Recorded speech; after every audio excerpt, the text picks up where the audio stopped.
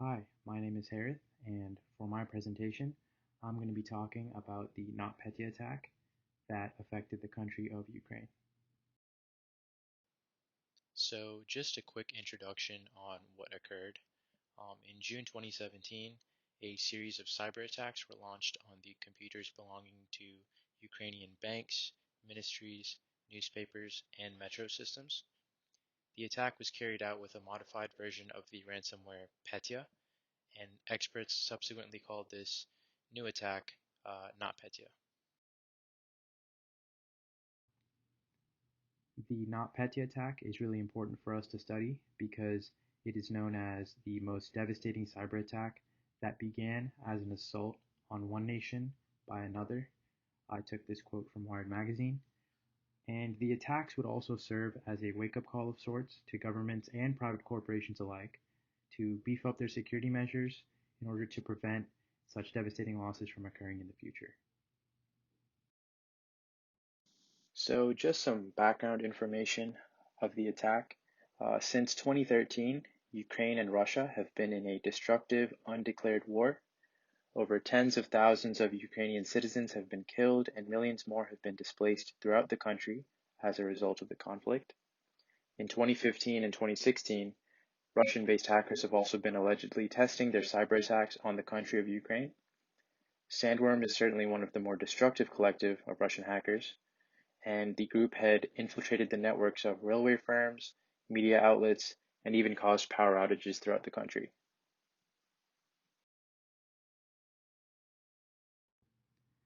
This is what was shown on a computer infected with NotPetya.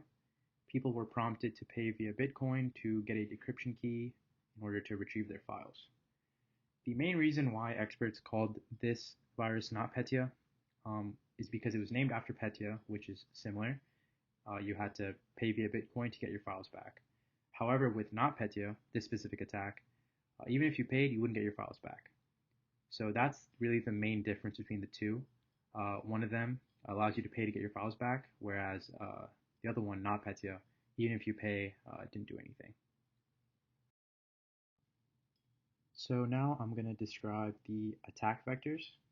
It's important to note that there are two possible attack vectors that NotPetya could have taken. So before I go into detail on the attack vectors, I'm just going to quickly go over some technologies to understand beforehand. So Eternal Blue was an exploit that attacked a vulnerability in a specific Windows protocol, and hackers were able to push malicious code onto the target computer.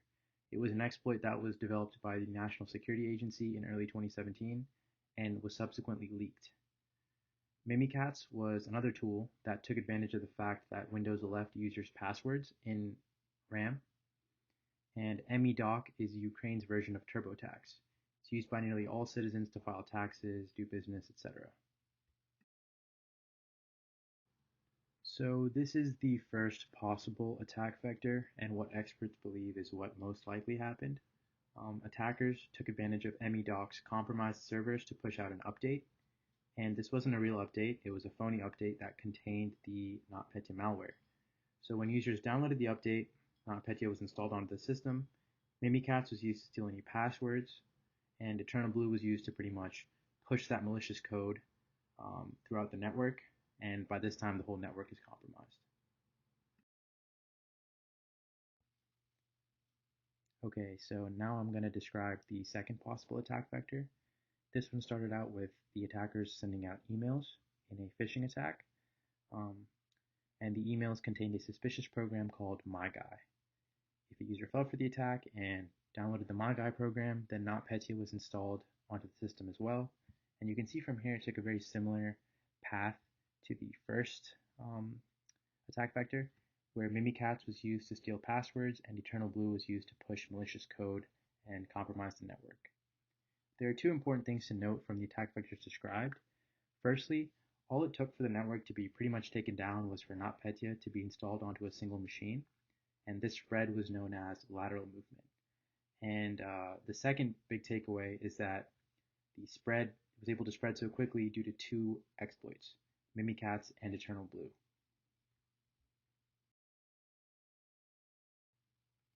So getting into the consequences of NotPetya, the United States government estimated that the virus caused around $10 billion in damages.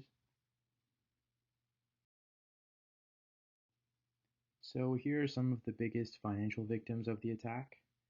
These victims include the US-based pharmaceutical company Merck, with over $870 million in damage, the European subsidiary of FedEx, which reported around $400 million worth of damage, the French construction company Saint-Gobain, with almost $384 million in damage, and the Danish shipping company Maersk, with around $300 worth of reported damage. And it's important to note here the locations. The attack affected many countries around the world and devastated some companies that weren't even located in Ukraine.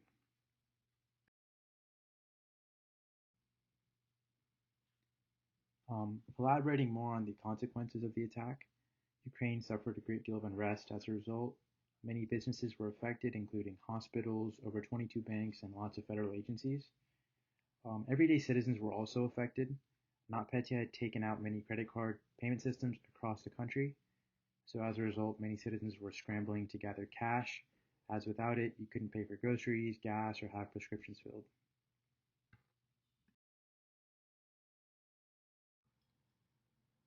So the motives are somewhat unclear. Since the attackers were set on causing chaos and weren't expecting anything monetary, many experts think it was a highly political attack intended to cause unrest in Ukraine. Some also believe that NotPetya was used to hide any evidence of spying, and that the attack was simply used as a cleanup effort. Cisco's Craig Williams believes that Russia used the malware to send a message to any other country that if you plan on doing business in Ukraine, bad things are going to happen to you.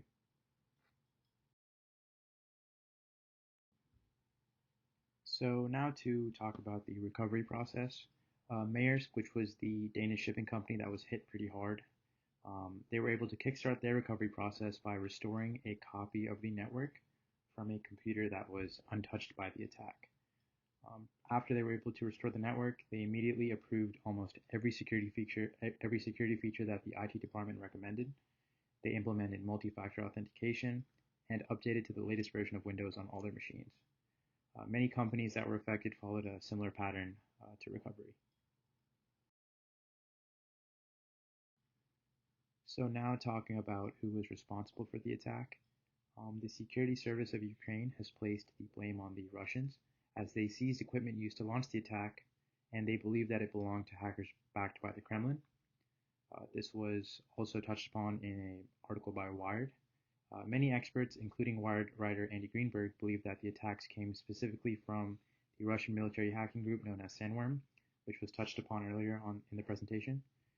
The US government also came out in support of Ukraine and condemned Russia for the attack.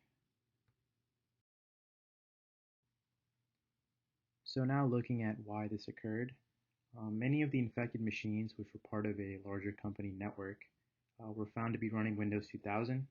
This was common across a lot of the companies that were hit hard. And Windows 2000 at the time, which was around 2017, was an operating system that Microsoft no longer supported. So it was prone to vulnerability, and there were no security updates being pushed out.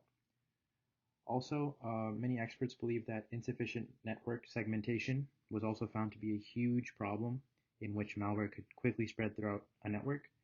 And network segmentation refers to dividing a larger computer network into smaller, almost independent networks. That way, the network as a whole is a lot more secure. Moving on to the lessons learned from the attack.